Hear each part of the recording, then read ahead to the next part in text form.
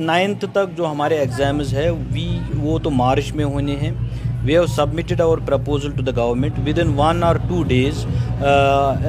इसका डिसीजन आने वाला है। मोस्ट प्रॉबली ऑल क्लासेस के एग्ज़ाम्स मार्च से हो जाएंगे। उसके एग्ज़ाम नहीं होते हैं। नहीं, वो मैं कह रहा हूँ 5th 6th उनके जो असेसमेंट होगी उनके हमने पहले T2 सिर्फ लेना है। जो कंटिन्यूस असेसमेंट प्रोसेस हमारी होती है, पहले U1 होता है, U2, T1, then U3 and then T2।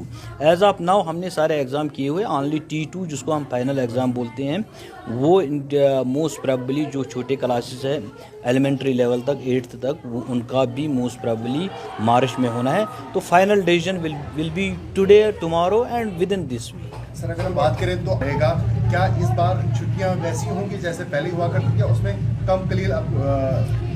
देखिए, the holidays are dependent on the weather conditions. अगर वेदर कंडीशंस हमें परमिट करती है, माइनस टेम्परेचर नहीं होता है, तो we will continue up to the December last तक हम जाएंगे। 2 साल के बाद हमने स्कूल्स खोले।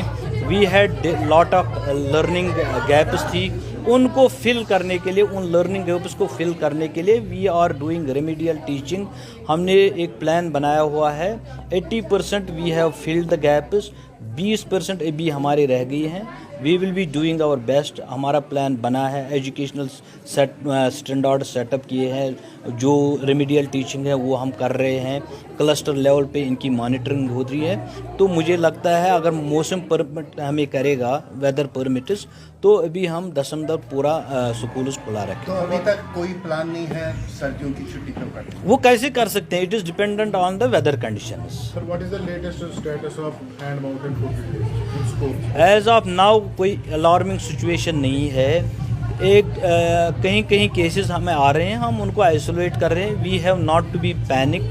हम इस पे पूरी नज़र रखें। डायरेक्टर हेल्थ इस पे पूरे नज़र, एक टीम्स बने हुए हैं। We have been able to deal with the COVID pandemic. ये तो छोटा सा इशू है, इसको हम इससे घबराने वाले।